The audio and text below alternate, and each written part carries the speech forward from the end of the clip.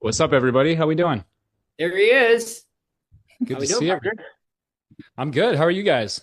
Oh, fantastic. I brought backup because he knew you were going to be here today, and so he All couldn't miss right. it for the world. So I brought my son here. How you doing, Um, buddy? Good. the reason why Bradley likes Nick so much is because Nick told me the story a long time ago when he was young, playing video games online with his friends. He felt like it was a great bonding experience, and he was having friends. He was socializing, but still being safe in his own home. And then after he told me that story, I told my wife, and she's like, well, maybe he could play video games a little bit more because we really limit his game time. So now every time my son Bradley wants to say, can I play some video games? He walks up to me and he says Nick's name and he whispers it in my ear. So Nick probably doesn't realize this, but his name gets used at my house multiple times a day. Every day of the week, your name is ring here. The man knows how to leverage. He's very wise at a young age. So we got some questions. Obviously, guys, everybody, this is Nick. He's a real estate investor. He does own properties. He bought properties on creative finance. He even bought his own house in South Tampa, creative finance. And his big focus in the business he runs is a wholesaling business, right? And does very, very well for himself. Um, so we're going to have some questions for Nick. If anybody has some questions along the meantime, drop them down in the comments. We're going to get those questions answered too. But here, you want to ring it off, bud? What? Right there. The first. Mhm. You moved from Loud. Michigan. You moved from Michigan to Tampa at the start of COVID with no experience. What made you decide to jump into real estate investing? Yeah, good question. So I was finishing up college as COVID started, and I was always planning on going into the medical field. I played baseball in college, so I always thought that I was going to play professional baseball and didn't really put a ton of thought into what I would do if that didn't work out. And I always just said, hey, I'll go into the medical field, do something in the medical field because I know that's a good backup, right? So that was the path that I was on. And then COVID started, the world shut down. And long story short, I just kind of decided I didn't really want to be in the medical field anymore. And I kind of got the entrepreneurial spirit. I don't know how, honestly. I probably just through sitting and watching YouTube. Was looking for other ways I was looking for other avenues, right? I decided, hey, I don't really want to go to graduate school. I want to really get my life started and get my career started. So what can I do? I always was interested in real estate, but never really explored the avenues. And so, like a lot of people do, I thought, hey, well, if I'm going to get into real estate, I got to go get my real estate license. So I started going to an online school to get my real estate license. And while I'm in the middle of taking the classes, I come across Brent Daniels. I don't know if any of you guys have heard of Brent Daniels, but he was actually my first mentor. I came across him talking about wholesaling real estate, how you could, just have conversations with motivated sellers and make 10, 20, $50,000 just by kind of connecting the dots with fix and flippers. And I was like, man, that sounds right up my alley. So I started really going down the rabbit hole of that. And then long story short, yeah, I joined Brent's program in November of 2020 and was sick of the cold. So I decided, hey, Tampa seems like a good market. I was in Michigan, went to school in Ohio, and my parents are from Michigan. So decided to move down to Tampa and start looking for wholesale deals. Bam. Yep. So long story short, YouTube. That's how I decided to get into it. What were some of the biggest challenges you faced when starting out? Um, the biggest challenges that I faced when starting out was just, I mean, you get just constant rejection, right? I didn't know what I was doing. I was cold calling and you're calling people asking them if they'll sell their house to you, right? So most people are always obviously going to tell you to kick rocks. So I went through a lot of rejection, obviously not knowing what I was doing, being able to have sellers and leads tell that I didn't know what I was doing, right? So just failing forward, and kind of keeping the long-term mindset of, because there's no entrepreneurs in my family, right? My grandpa's a farmer, but he's a third generation farmer. So there's nobody in my family that has like gone out and started a business, at least in a few generations. So that really wasn't ingrained into me. And I came from the world of like, you go to college, you get a job, you work for, you work full time, you get your paycheck every 2 weeks or whatever it is. And you build your wealth that way, right? That's completely different than the entrepreneur mindset of, hey, I'm putting in work every day and I may see paid for it in 3 months, 6 months, or I might not ever see it, right? So having that mindset and being able to understand, look, I'm putting in work and I'm delaying gratification because I know that the work that I put in now is going to pay down or pay out down the road. That's just a hard thing for a lot of people, especially if there's nobody in your world that can kind of, help you understand that, right? So I would say that was probably two of the biggest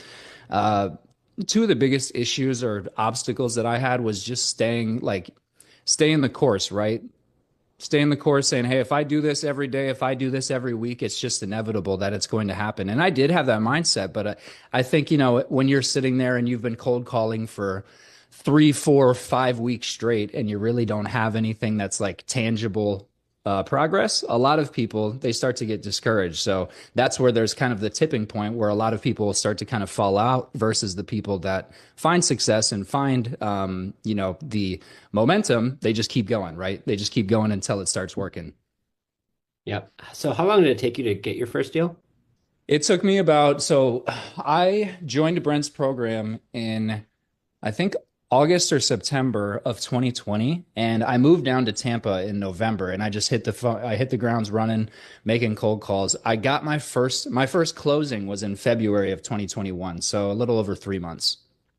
But I was calling all day, every day. So, about 3 months to get the first deal, and then after that, they started snowballing. The first one's always the hardest. Can you tell us about your first deal? How did you find it, and what did you learn from it? Yeah, so the first deal that I closed, it was actually, I was driving for dollars. So what I did was I would drive for dollars. Well, I would cold call most of the week. And then on the weekends, I would drive for dollars, driving around the neighborhoods looking for beat up houses, right? And I see there's also a question in the side chat that said, if you had to start over and only had 10,000 cash, what would you do first? That literally is my situation. It was even less than that. I think I had like 8,500 bucks cash between living expenses and marketing expenses. I was just driving for dollars, driving through neighborhoods, looking for busted up houses. On the weekends, I was cold calling tired landlords, vacant houses, stuff like that. And then whenever I would go on an appointment or go see a house, I would drive for dollars through that entire neighborhood and collect all the addresses in that neighborhood while I was out there, right? So long story short, I found my first deal through driving for dollars. I found my first deal through driving for dollars, and it was a hoarder situation. It was two sisters that had inherited a property from their mom, and one of them was very responsible, but the one that was living there, the other one, she was a hoarder and she had some mental issues going on. So we had to navigate that situation. Luckily, it was in a great area, actually right up the street from where I live now, which is pretty funny. But I was able to solve their problem by sitting down. I remember sitting at the kitchen table with both sisters, and they had higher offers, right? They had people that were offering them more. But because I sat down with them and took the time to understand what was going on with their situation, where the other people that were competing for offers, they didn't even want to come out and see the house, right? They were trying to just lock them up over the phone. And because I didn't have anything else going on at the time, met them. I mean, we still do this now, but I was especially motivated because it was my first deal. I didn't have any other, serious leads like that. So this was the best opportunity I'd found in a while. I took the time to go sit down, hear out their problems, hear out their situation, and see how I could solve their problems. And it is not always, and the biggest thing that I learned, and this is where I'm getting to, is that with a seller for wholesaling, like a motivated seller, somebody that's going to sell to a wholesaler, your ideal lead, it's going to be somebody that their biggest priority is not getting the most that they can get for the property, right? These people, these two sisters, they had offers for higher than me. I think their best offer was like 10 or 12,000 higher than my offer.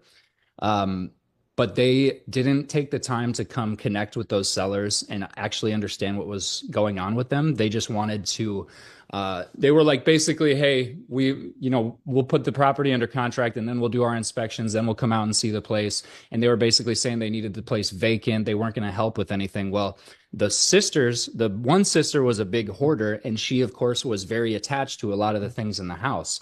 And I actually, at one point, was actually personally helping this lady go through her stuff to help her move her stuff out. And I was like helping her box stuff up. So I don't necessarily do that too much anymore. But the big thing that I took away from that is, look, a seller that your ideal seller, it's going to be somebody that their biggest deal or their biggest priority is something other than price, right? It's the speed and convenience. And in this situation specifically, they needed help moving. I originally planned to have movers there, and I did have movers there, but the hoarder lady didn't. She only had about half the house packed up when the hoarders came, and I wasn't going to pay for another moving truck and all that sort of stuff. So I ended up helping her pack up myself. But main story, or the moral of the story, is you got to find people with problems. That's where you get the big paydays, the big deals, and the really appreciative sellers, is when it's somebody that you can add value to, and that value is not the highest offer necessarily. It's making it easy, solving their problems. And that's what wholesaling is. Well, and I want to add to that too, because the difference is you took a personal touch.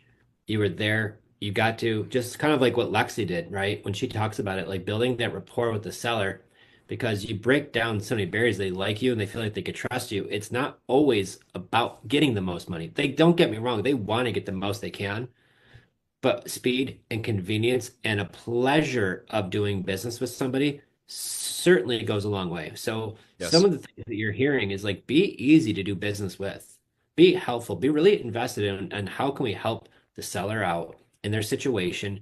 And here's the perfect situation where they're getting offers for considerably higher. I mean, $12,000 is a lot of money. Mm-hmm. And the fact that they still went and did business with you, that has to do with report and things like that. So that's key. So I love that. People do business with people that they know, like, and trust. Yep. Great spot. What did your business look like in the beginning compared to now? Yeah, so in the beginning, I mean, I was doing everything. I was cold calling. I was doing all the follow-up. I didn't actually disposition my first handful of deals. I made a connection with a dispositions manager for another wholesaling company, and I just JV'd all of probably my first 10 to 15 deals. I just locked it up and I gave it to this dispositions manager, let him sell the deals, because I didn't have any buyers, right? I was spending all this time marketing for sellers and finding opportunities. And I knew that, well, I knew this through studying, that a lot of people, a lot of wholesalers, they try to do everything on their own. And so they'll market for a deal and market for a deal, right? And then they finally get one. And then they turn off their marketing to go find sellers, because they're like, hey, I got a deal. I got to go find buyers, right? But then something comes up. Either maybe they locked up the deal too high. That seller starts getting squirrely, doesn't want to sell anymore. And it becomes this whole problem. Or maybe there's title issues, stuff like that. And then God forbid that deal falls out. If you haven't been marketing those last week, 2 weeks while you've been looking for a buyer, and then all of a sudden that deal that you had fell apart, now you're back to square one and you haven't been marketing for the last 2 weeks, right? So I didn't want that to be me. So I said, I want to focus on nothing but finding opportunities. So I would lock up a deal and just give it to a dispositions manager for another company. He would sell it. We'd split the profit, because then it allowed me to just continue looking for deals. Now, that dispositions manager is actually my dispositions manager. So it kind of came full circle. But anyway, so it started out with me doing everything. I was doing all the acquisitions and then just passing it off to this dispositions manager, right? Then I started hiring. I actually hired my best friend first. We grew up together in Michigan, and he was working at a job that he wasn't very satisfied with. And I started doing some deals. So I brought him down and just put him on the phones, and we were both cold calling together, right? So we would be cold calling. And then I would start doing more follow-up, and I would be going on those appointments. And then after we started doing deals together, then I started hiring some virtual assistants. And now today I have 8 employees. Yeah, I have 8 full-time employees. 6 of them are virtual assistants in other countries.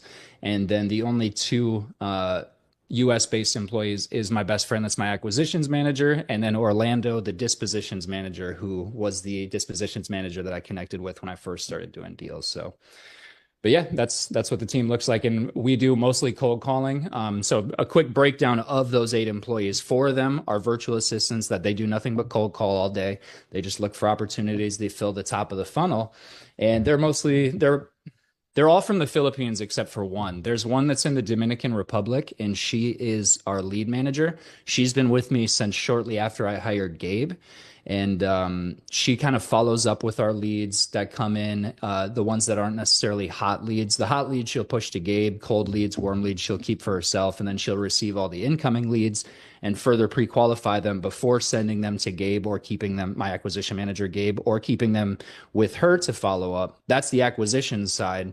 And then I have a dispositions manager and then an admin virtual assistant that helps with like little admin stuff, as well as she assists with marketing our deals.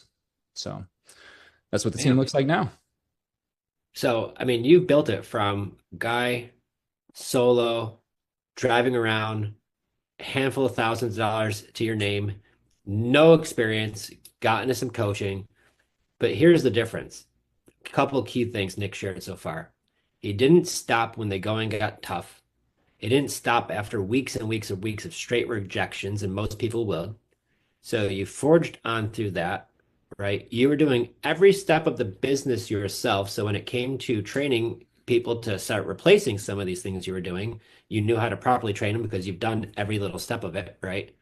And then the key factor, guys, this is what messed me up that I told you about in the very beginning, that Nick was much smarter, is getting one dealitis, which means you get a deal under contract, you stop advertising, you stop getting new leads, and this is the only deal that matters, right? And you stop doing all of the lead generation, which got you to that point, and now you're focusing on trying to find a buyer for my deal. Luckily for me, my deal went through. Many people, for some reason, maybe it doesn't go through, right? And then that's crushing when you got to get back to starting again. So one of the things Nick had a big breakthrough on is he didn't stop when the going got tough. But other than that, he kept focusing on, no matter if he got the deal or not, he was constantly working on bringing in new leads. And that is really the key. And if you're constantly bringing in new leads, like we've talked about really most of today, and you don't stop on that. And after Nick, we're going to go over on PropStream some of the lists that we pull. We're going to do some live examples of that. You know how to do that, so I don't need to do it with you, Nick. But there's really big keys, right? So don't fall for that one deal-itis. So what systems or processes have been the most critical in growing your business? Focusing on lead generation again, like that's the biggest thing. Is I look at it as, especially from wholesaling, from a wholesaling perspective, is it's all about lead generation and lead follow-up, right? So I look at it as it's just a big funnel. So the biggest thing that took us from, and actually going back a little bit to touch on the fact that even starting out, that was the thing that I kept at the very top, was like I would lock up a deal and give it to Orlando to start dispositioning, and I would literally get back on the phone and keep dialing, right? Like, or I would go lock up a deal on an appointment. I would come home and immediately get back on the dialer and start looking for my next one, right? And that allowed me to kind of build a lot more momentum quicker than somebody that, like, they're doing one deal and then they go to sell it and then they start their marketing over, right? So as we continued to grow, the system that allowed us to grow is always putting lead generation first and following up, right? That's the other big thing, is that a lot of people, they like to go out and make the cold calls and lead generate, but they might not have a very good follow-up system. And honestly, looking at it, the follow-up is the biggest thing, because like we closed about 500,000 in assignment fees from cold call deals or cold call leads that we called in 2024, but we closed an additional over $250,000 from leads that we had called in 2023, 2022, or years prior, right? And there's some leads that we followed up with for 2 years before putting under contract. So I think that's a big thing that keeps people from really gaining the consistency and the momentum that they could, is following up. Because, right, like we made, and you might think, well, you made $500,000 in assignment fees from cold calling in 2024. So obviously, though, like if you didn't follow up, you still would have got that. Yes, but we also made literally like 1 million dials in 2024. So like we had a ton of output to get that input. If you aren't making that amount of calls, then follow-up is going to be much more important for you because you're not having as many contacts to get those sellers that are like, yeah, I'm ready to sell this month or next month or whatever it is. Our average seller, from the time that we call them to the time that we close on that deal, is over 3 months. So if you think about that, right, if all you're going out is trying to call sellers that are going to sign this week or in the next couple of weeks, you're going to miss out on a lot of opportunities if you're not following up with them. So that's the biggest thing, focusing on lead generation and focusing on following up. So you're saying fortunes in the follow-up, there's $250,000 in 1 year from years ago that some people, if you're not following up, that would have been thrown in the garbage, Yes. right? Yep. Think about that. That's a big $250,000 mistake tossing that in the garbage. Yes. So when it's talking about getting consistency in your business, which is the key, right? Like, great, we could do a deal. Wonderful. How do I get consistency in my business? And so the top of the funnel, lead generation, like many leads as you can. If you have leads coming out of your eyeballs, congratulations to you. But the game's not over yet. You got to follow up with all the people who said yes, no, or maybe, right? And that takes serious. Right before you hopped on, Nick, and just like what you kind of mentioned, we just locked up a deal. We're closing it in March in upstate New York that she originally reached out to us in July of 2023. Right. So full circle comes around. Here it is. By the time we close, it is legitly almost a few months short of being 2 years. Yep. Right. But now she's finally ready, motivated, got even more motivated as time went on. So she's already ranking high in the scale and then just continue to go. Yep. Yeah, the fortune really is in the follow-up. We're working on setting our record right now. The longest seller that we've ever followed up with was a little bit over 2 years. But this seller, we're working with a seller right now that we originally called the neighbor who referred us to her mom in early 2022. And like probably around this time in 2022. So we're at about 3 years. That mom has now died and the property's gone through probate. And now we're talking to her daughter and she's actually finally getting ready to make a decision, right? But especially because we were referred through that neighbor who's kind of been helping with the transition, they helped with the probate, all that sort of stuff. Because we've been in contact with that neighbor throughout the last 3 years, like, how do you think that they're going to feel about some other random investor coming in versus somebody that's been following up with them for 3 years, building rapport and credibility, right? We actually, the seller, the daughter, who doesn't know us as well because she just came into the picture once the mom died, she's wanting to get other buyers into the property. The neighbor's responsible for showing the property to the other buyers. He's not even picking up the phone for the other buyers because he wants this lady to sell to us. So that's what follow-up and building rapport and establishing credibility and authority can do for your acquisitions. Bam. That's super awesome. What are some of the biggest shifts you've seen in the Tampa real estate market over the last few years? Over the last few years, man, up until the rates really tripled in 2022, wholesaling was a lot easier back then, right? Like you didn't have to get a deep discount. Like for example, we were probably your average 3-bed, 2-bath, block construction home that needed a full rehab in Tampa.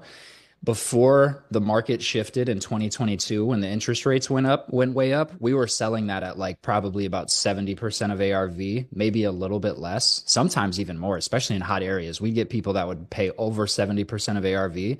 Now, I really can't remember the last deal that we sold above like 62% of ARV. So buyers are just way, way, way more conservative because they have to be, because people aren't paying 50, 100K over asking anymore, right? Like in the last few years, especially in Tampa Bay, well, not the last few years, but prior to like 2022, a buyer could way overpay for a property because if their rehab took 3 months longer, who cares? Because your property is just appreciated by an extra $60,000, right?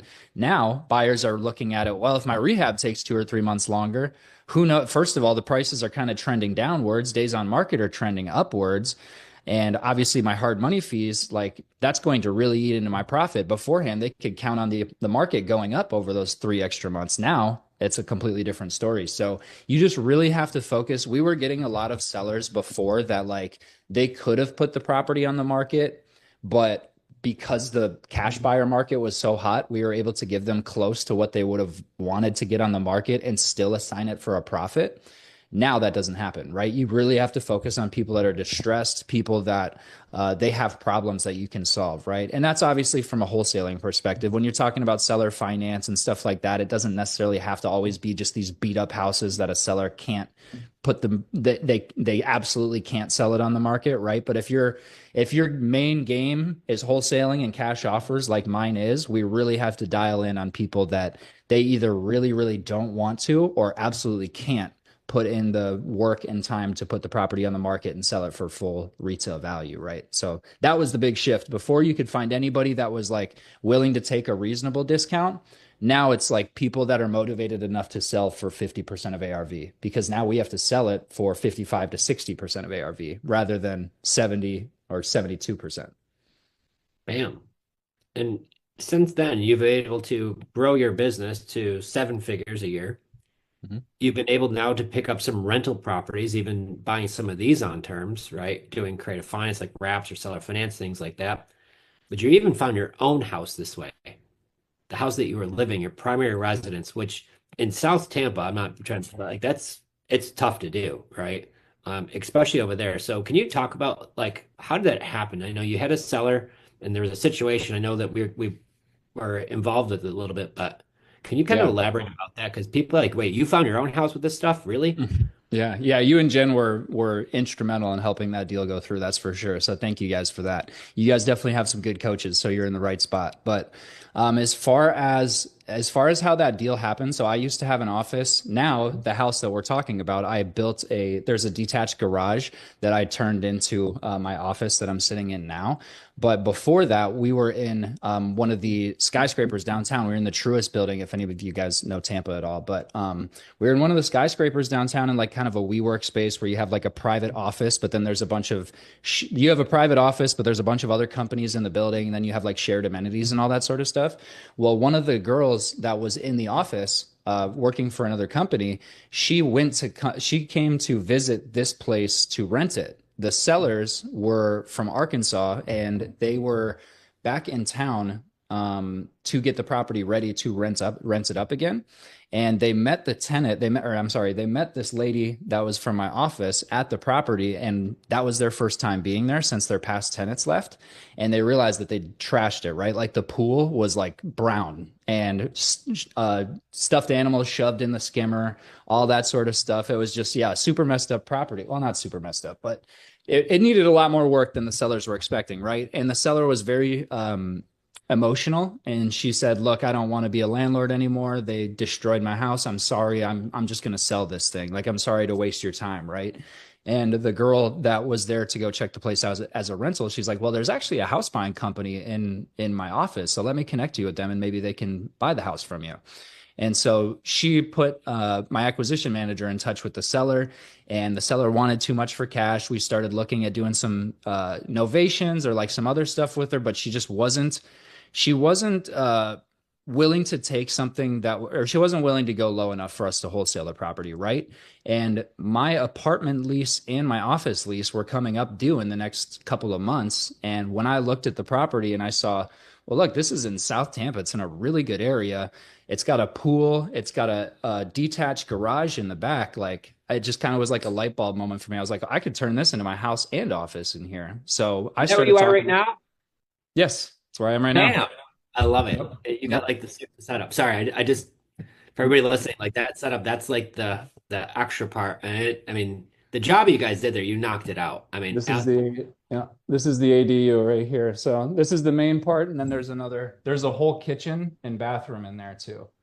so So, and that eventually, and that was another thing that I was looking at was, hey, after I move out of this place, this is an amazing area for Airbnb. So I was like, there's a pool here. I put a putting green next to the pool. I have this.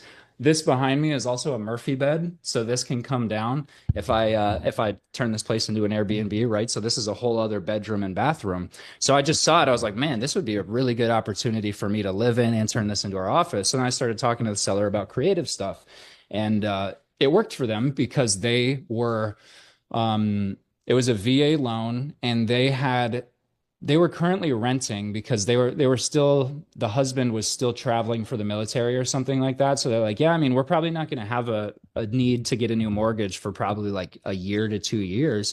So if you can give us like 25,000 down and pay the mortgage for us and then like cash us out down the road when we start looking for another house, then maybe we can make something work, right? And the reason why was because our offer was going to be, I think our wholesale offer was like 320 or something like that.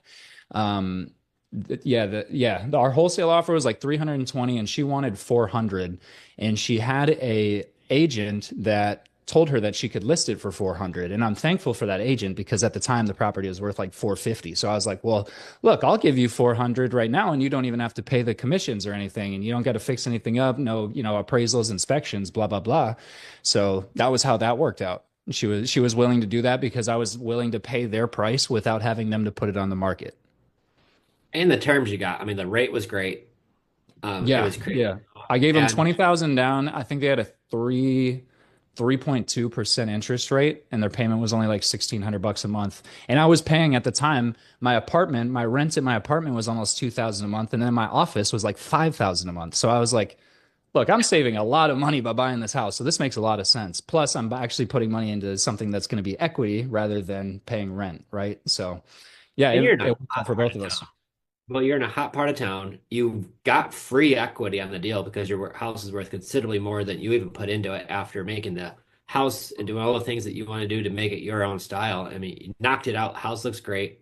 So it's just a really neat story. That's what I like to share with it because we were talking before you got on, Nick, about how this is great for investment properties, but it also works for your own primary residence too. And which is Mhm. so when you're looking at this market and you're like, well, I'm never going to buy a house. I can't save up 10, 20% down. And then, my income compared to my debt. And then I'm looking at this payment at 7% and it's too high and I can't afford Mhm. this. Well, there are other ways. And there's still deals out there that have a 2 and a 3% interest rate, right? And we're Mhm. going to show you on PropStream what that looks like. But yeah, so bravo to that, for sure. Yeah, 100%. And the cool thing, just to put a button on that is like, not only did I not have to put like a 20% down payment, right? I gave him 20, what is the percentage on that? 20,000 with a $400,000 purchase price. So 5%, I gave him a 5% down payment and then I renovated the property and I did a cash out refinance and I got all of my money back except for like 10 grand. So like instead of coming out of pocket, what would it be if I were to buy that for 400,000 on the market and I had to put 20% down? That's $80,000 out of pocket. I gave the seller 20,000, made the payments while I fixed up the property, and then did a cash out refinance and got almost all of my money back from the rehab. So it's like now I have a fully renovated house in South Tampa for 10,000 ish left into the deal, right? And I have equity, right? It appraised for in the 600s and I took out an 80% loan to value. So I actually have equity in the property versus, yeah. With an So, ADU and a pool home in South Tampa in the right area. And that's an area where there's only so many houses you could build there. So mhm. it's only going to continue to rise as the city does too. And Yep. Yeah, there was actually the hurricanes. So my area sits up a little bit higher, but there's a couple of streets, a few streets down that got flooded out, and there's just new construction going up all over the place. So, yep, there's definitely a booming neighborhood. So that was exactly why I was like, man, this makes too much sense to not do. I absolutely love that. We got a Are couple more questions for you. Sure. are there any emerging trends in wholesaling or real estate investing that you think people should be paying attention to? Trends in wholesaling. We're seeing an uptick in short sales. We're seeing an uptick in short sales, which is without getting too much into that, because that's kind of a whole other thing. But it's when somebody owes too much to the bank to where they can't pay off the loan, even if they were to put it on the market, right? Let's say that they owe 170,000. I'm trying to think of the last short sale we did. The house was worth like only 120 was like what our buyers were willing to pay for at wholesale, but the loan balance was like 160 or 170. So we had to go through a short sale, which is basically where you hire an agent to almost negotiate with the bank to negotiate a lower payoff based off of the condition of the property. And it's this long process, but we're starting to see quite an uptick of it. There hasn't been much of it over the last few years, but we're starting to see a lot of opportunities there. And then wholesaling, I mean, people are saying that wholesaling is dead, but it's because a lot of the people that were going after wholesale deals, they were going after, like I said, the people that before they were like the low hanging fruit, right? The people that they would accept an offer that was at maybe 70% of ARV, and a wholesaler would lock it up and sell it to a hedge fund at 80 or 90% of ARV, right? That's not around anymore. So the trend, if you want to be really successful with wholesaling, well, most people are struggling. Most people are saying that wholesaling is dying and that you can't find any deals out there. My team we have 8 new contracts in January, and it's because we focus on distressed sellers, right? We're focusing on people that they have real problems that need to be solved, and they really can't be solved by your average real estate agent, right? By putting the house on the market. Some of those problems are delaying auctions, finding missing heirs. We've had a lot of that lately. We've got a lot of inherited properties where the heirs, there's like maybe 3 or 4 of them, but one of them they don't even know who it is because it's like a kid through another marriage or something like that. So we're finding people that have serious problems and we're solving them, and that's why we're able to do so well. Man, I agree. I've been seeing a lot more ability to short sell. I think in the last few years, everybody's equity was just going up. You buy a house a year later, it's worth a lot more. Mm-hmm. And what I'm seeing, and correct me if I'm wrong, but if you bought a house here in 2023 and you want to sell it right away, Oh, you're done. Yeah. unless you put down a lot of money, it's a challenge. And I don't, probably a lot of you remember, if you were considered one of the lucky ones years ago that bought a house because there was 50, 100 showings, there's 20 offers over asking.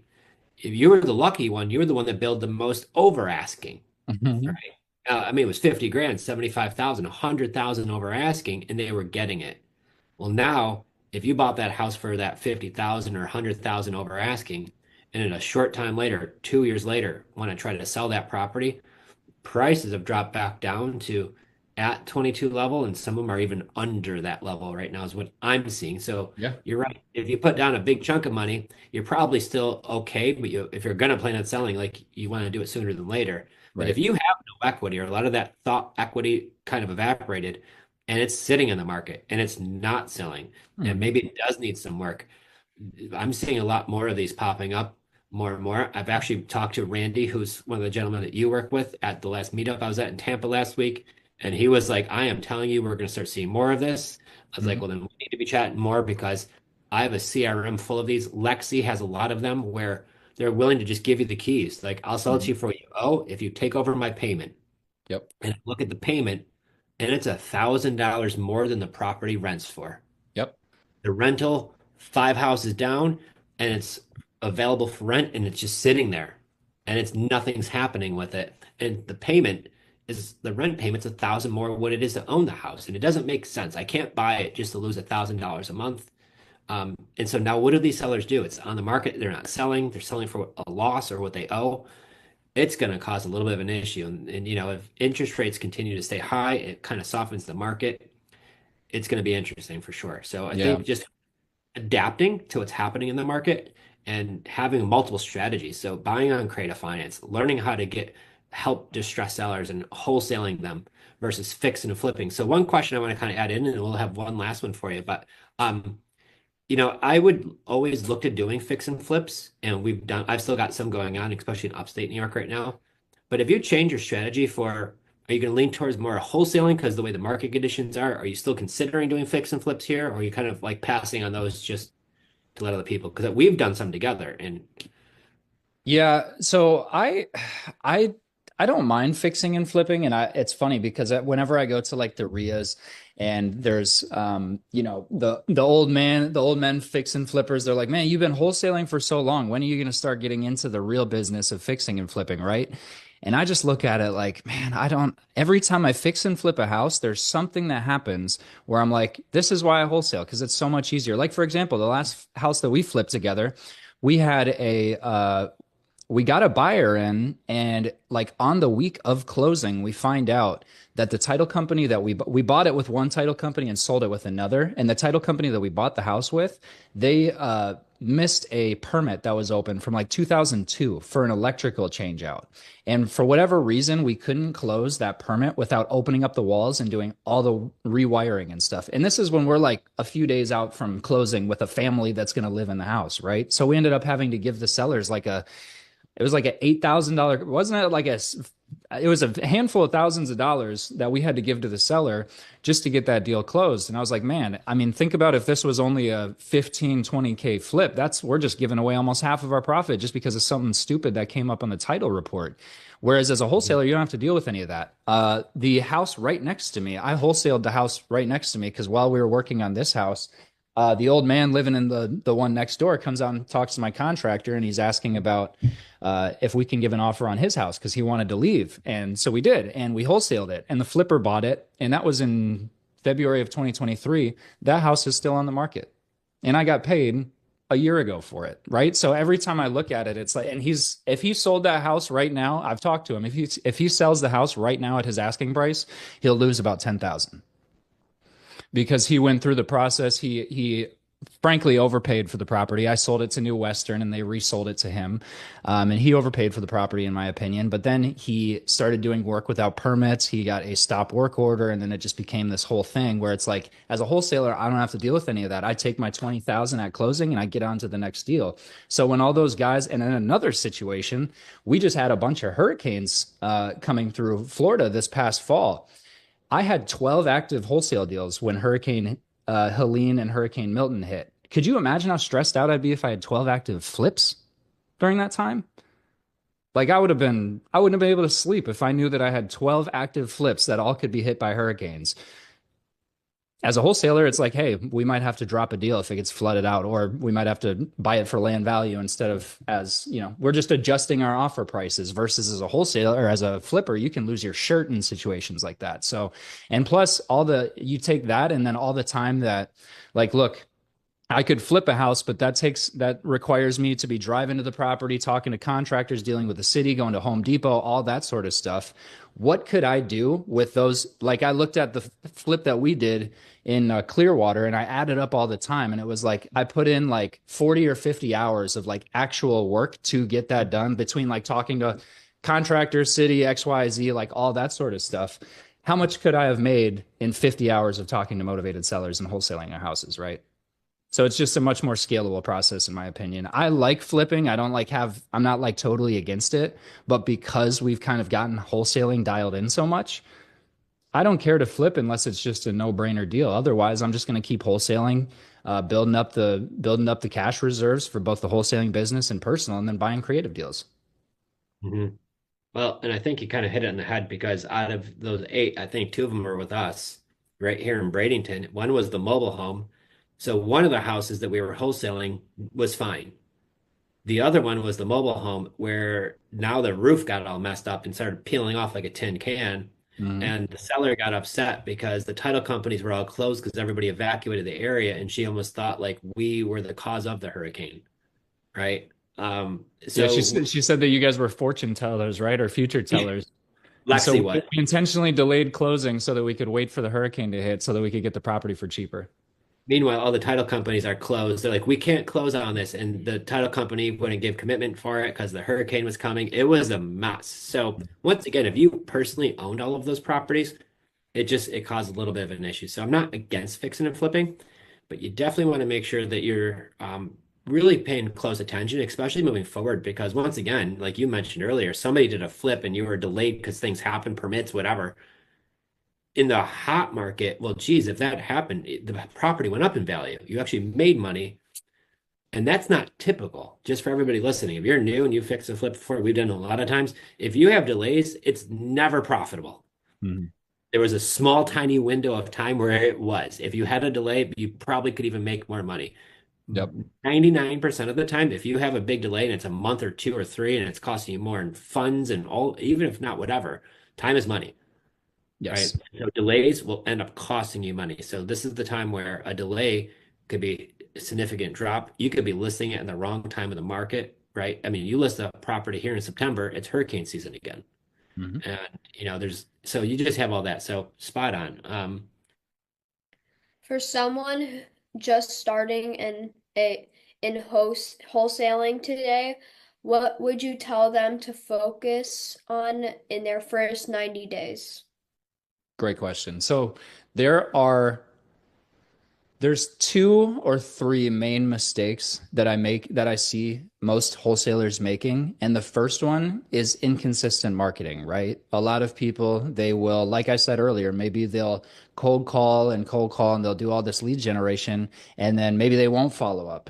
Maybe they won't be consistent with their follow up, or maybe they will, but then as soon as they get a deal under contract, they stop marketing because they're looking for buyers, right? Or another version of that is I see a lot of people like, I have coaching clients that will come in and they 1 week will do driving for dollars. The next week they'll do cold calling. The next week they'll try direct mail. Like, right. They're always going back and forth between these marketing channels, and they never do something long enough to see results from it. Right. So the first thing I see, my first piece of advice would be pick one marketing channel and stick to it until you see results, right? Don't flip flop and do a bunch of different stuff.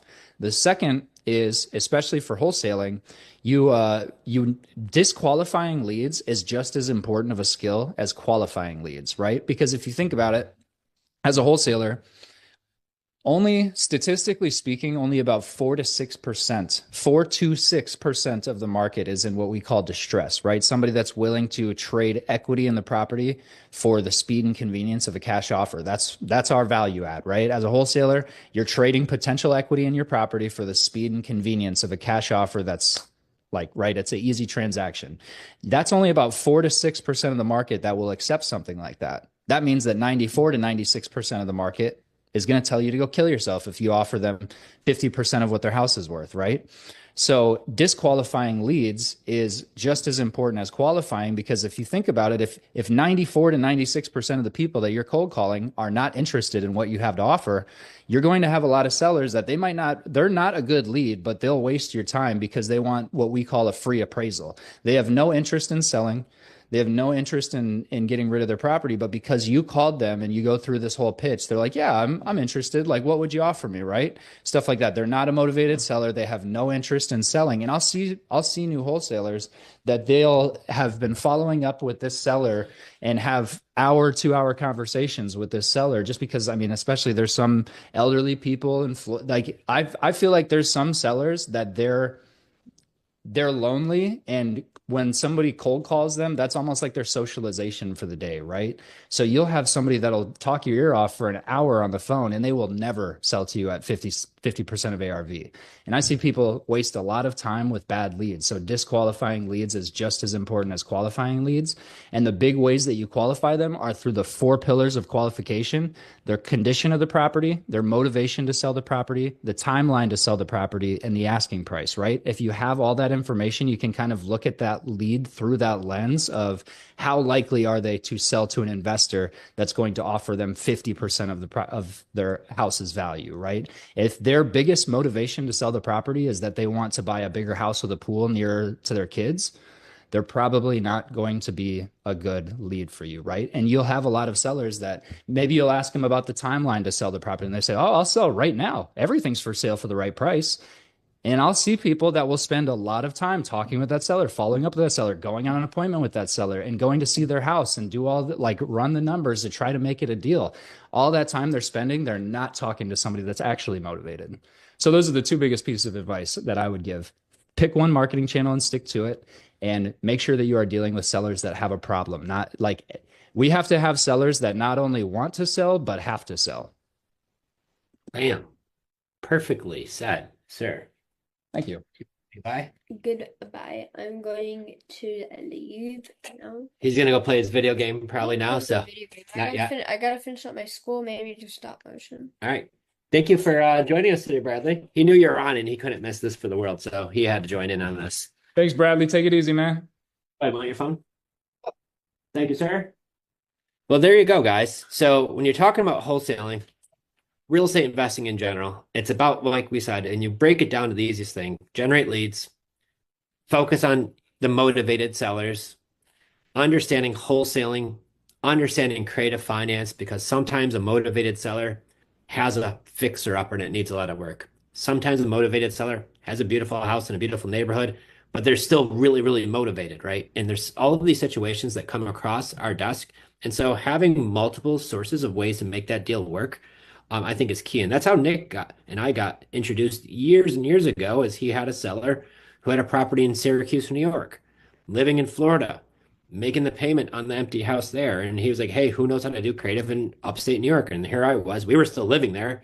And then we ended up moving to the same area and now, became great friends. We do a lot of deals together, hang out, and it's been awesome. So you can also meet some of your greatest friends through real estate investing. So there's some really great tips there. So network, network, network, that is the name of the game. Nick, we have a question from Jim Chambers. Thanks for asking, Jim. What system or CRM do you use? Yeah, so for a dialer, we use Mojo Dialer, and then for a CRM, we have a custom version of Podio. It's called Simplify REI.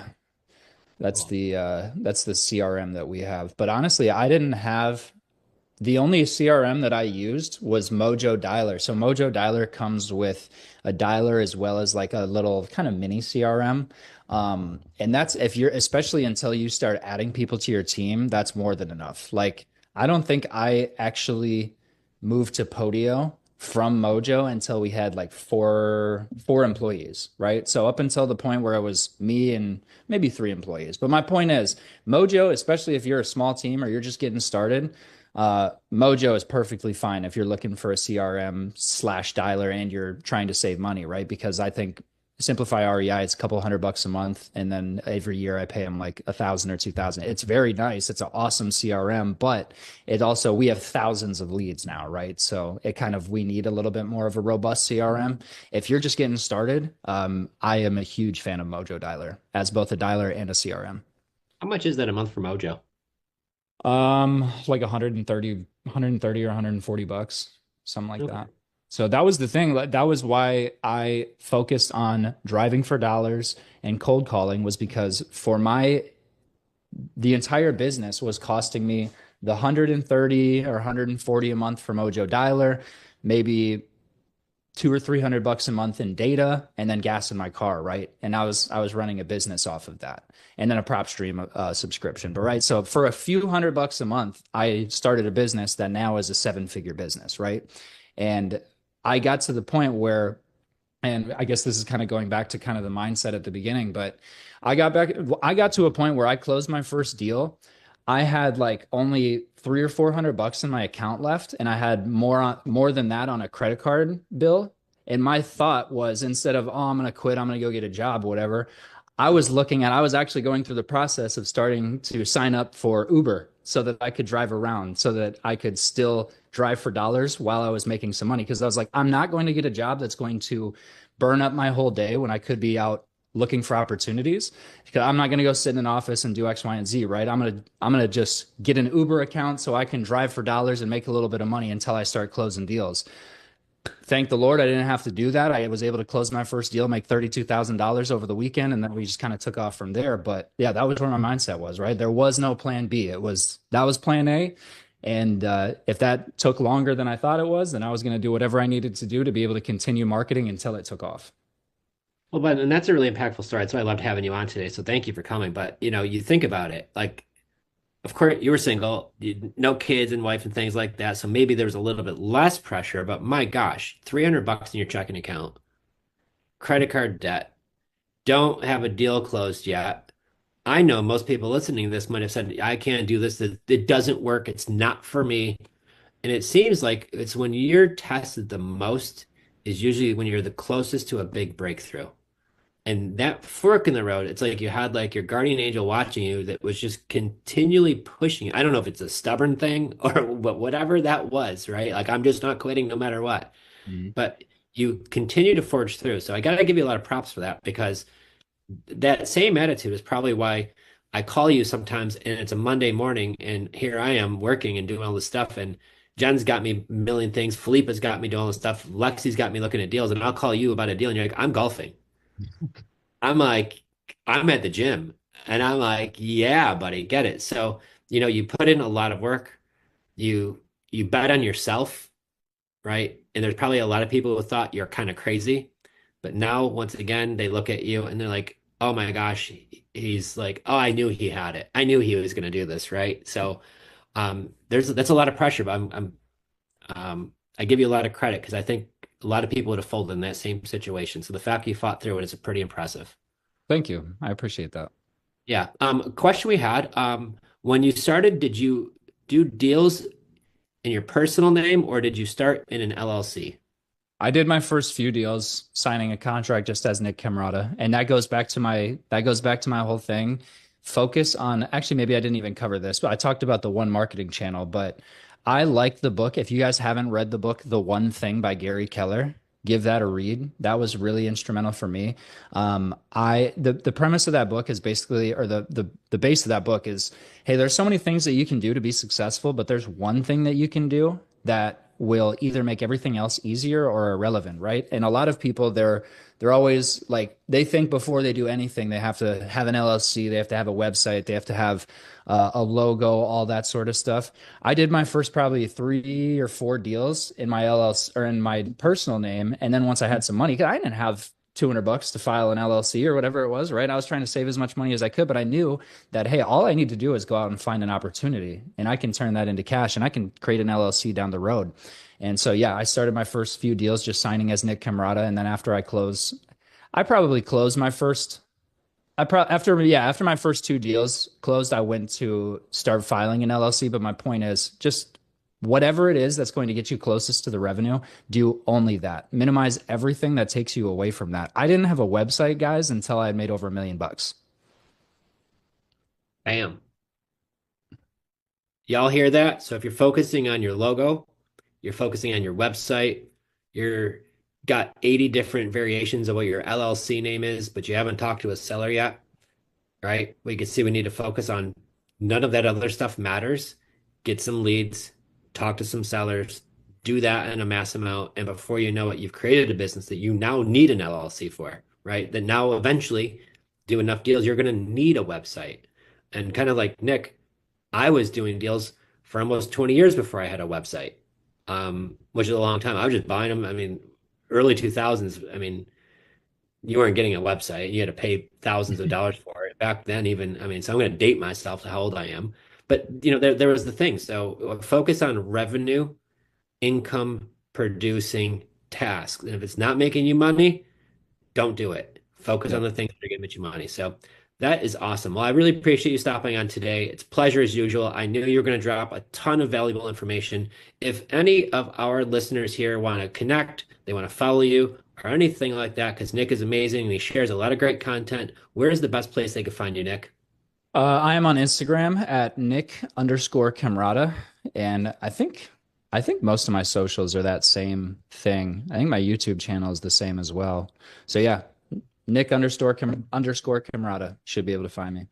So if you are looking to do deals in Tampa, maybe you have some leads in Tampa. I'll tell you what, when we lock a deal up on our own team, and Lexi does, or we're getting close to locking one up, we always run it by Nick, right? A cash deal, wholesale deal. Like, hey, Nick, what do you think of this neighborhood? And he'd be like, hey, I know that street. We did a deal 2 streets over, right? And so When we did these, fif- when we did 50th Ave, when you brought us 50th Ave, we had another deal on 50th Ave at the same time.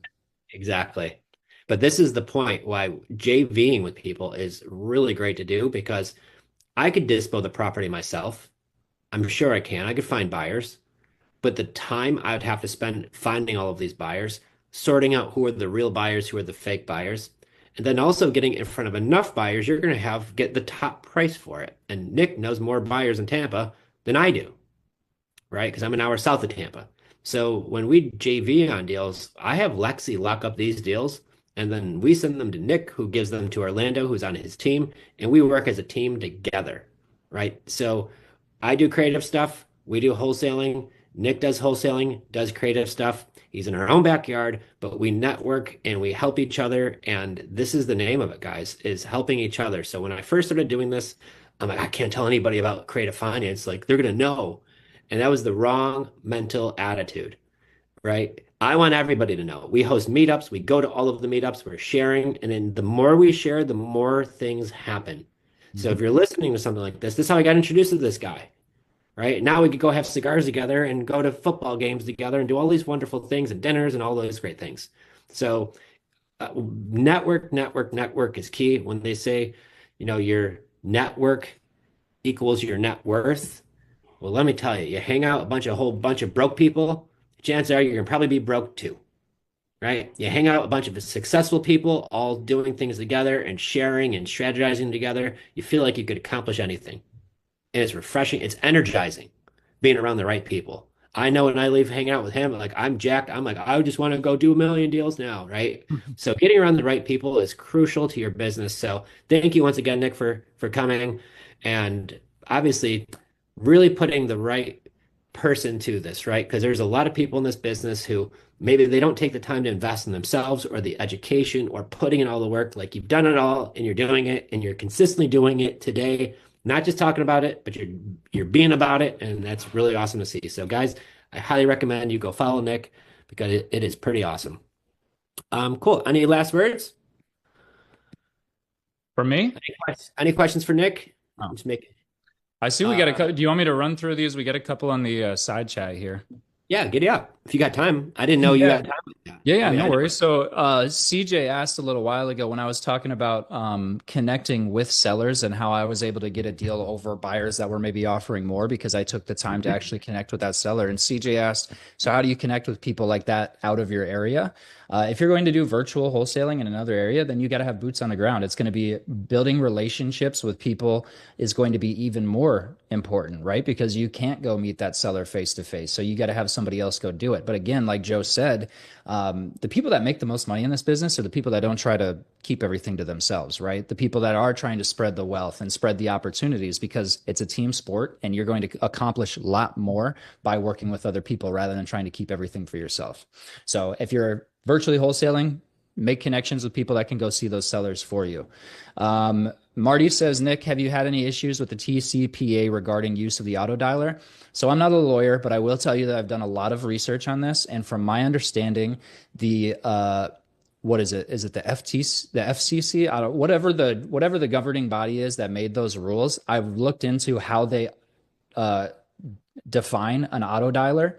And from my research, they are defining an auto dialer as a number that, or a dialer that auto generates numbers and calls on them randomly without any human interaction.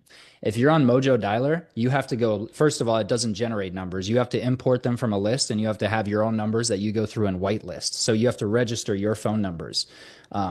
With whatever governing agency it is. And then you have to actually go in and dial into a server. And then like there's a lot of human interaction with dispositioning calls and all that sort of stuff. From my research, again, I'm not a lawyer, but from my research, that is not what the FCC is going after, or whatever it is. They define it as a dialer that is auto-generating and making calls with no human interaction, like the AI bots, right? I actually, for a while, I was using an AI bot before, and it was crazy, dude. I remember thinking like, man, if this doesn't become illegal, I might not even need any virtual assistants anymore, because what I did was I threw our scripts and a bunch of call recordings into an AI thing, and then I could put in a list of like 5,000 people and press a button, and then after a couple of minutes, all these conversations, these call recordings would just start coming back. And like this AI bot was having like 1,000 conversations at one time. And some of the people knew that it was AI. Some of them didn't. You had some people, they would talk to my AI bot for 10 minutes, 15 minutes about their house, have no idea that it was a robot, right? So in my opinion, and from my research, that's the people that are, or that's what those rules are going after. So if you are manually going in and signing in and actually having to disposition those calls and stuff, through my research, not a lawyer, I'm not worried about it because of that. I wouldn't text though. I would not do SMS blasting, at least on a large scale, because I know some people that have been hit with class action lawsuits for that. Whoa. Yeah. And you got to keep your nose clean. And some of these calls originally, when you first started doing that AI bot, I would listen on some of them, and oh boy. Oh man, they were so funny. Oh my! But at a click of a button, this thing would call 5,000 people, and it'd be on the phone with hundreds of them all at once. Think of the humans that you would need to do all of that. It was pretty impressive and certainly eye-opening. But that's the way technology is going, whether we like it or not. As soon as I saw that, though, I was like, "There's no way this doesn't get outlawed like real quick," and it did just a few months later. Yep, it did. We are in Clearwater. He's my buyer. Love seeing that. Do we have any other questions in the side chat, Abby? Robert sent me a direct one saying, Nick, where would you suggest is the most fruitful field for getting leads for creative financing off-market deals? Uh, we don't honestly, we don't directly market. Joe's probably better for this because I don't market for creative finance deals, right? We market cash. We're a cash buyer. We're your home buyer. We have quick, easy, done deal, right? I market ourselves as we are the easy button. We tell people all the time, if you want to sell your house, we're the easy button. If you want to get the most that you possibly can, hire a real estate agent. If you want to hit the easy button, that's what we're for, right? So we don't market for creative finance leads. We market for motivated and distressed sellers. And sometimes through that marketing, we find creative finance deals. But creative finance makes up a very, very small portion of the amount of deals that we do. So questions on that, I would definitely refer to Joe because he's the master on that. But for wholesaling, tired landlords, tax delinquency, out of state landlords or out of state owners, people that have vacation homes, especially that's really big in Florida. Pre-foreclosures, probates, stuff like that. Those are some of the best leads that we get. Mm-hmm. So a little mini list. We're gonna pull a list up after this too. Bam, I think we got all those questions. Great job, guys. Holy cow. If you didn't just get a whole bunch of wealth information, hopefully y'all took some notes. Can we get $100,000 payday? Because I think Nick's just dropped so much money today, guys. You could be making six figures in 2025 by just wholesaling some deals. So what we Absolutely. have been talking about, the focus, it's Q1 right now. We're not even a full month into the first quarter of the year. So the big picture this year is generate leads. Generate leads, make that your prime focus. Second focus, following up with the great leads, right? The good ones, the motivated ones. And getting rid of the bad ones. And getting rid of the bad ones at lightning speed. We like to whack them out of my CRM. So when we have any of that, I'm like, delete. We might not even get through all the questions if they're too grumpy. So that's a great job. I got one last question. We'll answer. Jim's got one. Do you have any JV partners in Southwest Florida? I'm in Naples and work through Port Charlotte and looking to JV. We do deals in Port Charlotte. It's definitely not our main market, but we have actually a deal right now in Port Charlotte. So, I mean, yeah, I can help you out if you got a deal there for sure. All right, definitely make that connection then. I love it. And that's what we do this. It's about connecting too. So guys, I want you to be able to connect with each other. If there's anybody else in the room, if you're dropping in where you're doing deals and you're doing deals in Florida, like here, myself and Nick, like you can't beat that. So, and we've done deals together and even in Marco Island, I mean, on all these places in between. So yeah, these deals are out there in abundance. And this is the other reason why we share is because there's more people out there that need our help than there are people like us who are looking to help them. Absolutely. There's a lot of these out there. So continue to share. And obviously, I want to be doing a lot more of these too. So I'm going to check with Abby and see if we get more of these scheduled. Just to put a button on that too, to speak on the fact that there's more people out there that need help than there are people to help them. I started actually a private coaching community I started around Thanksgiving, and so far everybody that's joined that has been a Tampa wholesaler, a Tampa Bay wholesaler, everybody. And people were asking me, they're like, you're just training your competition. Like you're training people that are going to now be competing against the same leads that you are. I've gotten multiple students that have already gotten deals. I never had that seller in our CRM. They found that opportunity, and guess what? Now they're a JV partner. Now we're selling those deals. So not only are they getting deals because they hired me as a coach and I can help them, but now I'm getting deals from sellers that I wouldn't have gotten deals from beforehand. So if somebody can go out and train, literally, I am theoretically training my competition because they're calling on the same list that I'm calling on. They're looking for the same type of things that I'm looking on, but they're still getting deals that I don't have in my CRM and are turning into money that I wouldn't have had without it. So there's not really much better of an illustration than that. There's more people out there that need help than there are people that are looking to help them, for sure. As great as Nick is, he can't find them all on his own, so he needs I our can't. help. As much as I'm trying to, I can't. Yeah, and it's the same thing goes with creative. You just add that layer on top of it, and my gosh, it is just a abundance of opportunities surrounding us. So in 2025, don't let people talk about how you can't deal deals or the rates are too high or things like that, because when you learn the right strategies and you adapt to what's going on in the market, you could always do deals and always get great deals no matter what. And to flip on that, some of the very best deals that Jen and myself bought were the deals that we bought in 2008 when the market was crashing and nobody was buying, in 2010 and 11 and 12. Like, we still own those properties. And my gosh, what we paid for them back then compared to what they're worth now, when everybody was scrambling and running away and the market's crashing and it's all doom and gloom, are where we made some of our best freaking deals. So if the market is dropping or if it's going up, once again, things could happen. If you get some really great deals and over time, you can build wealth. And that's the key to this. So once again, bam, great job, bud. I'm so happy we had you on today. Thank you. Thank you for having me. It was a lot of fun. Yay.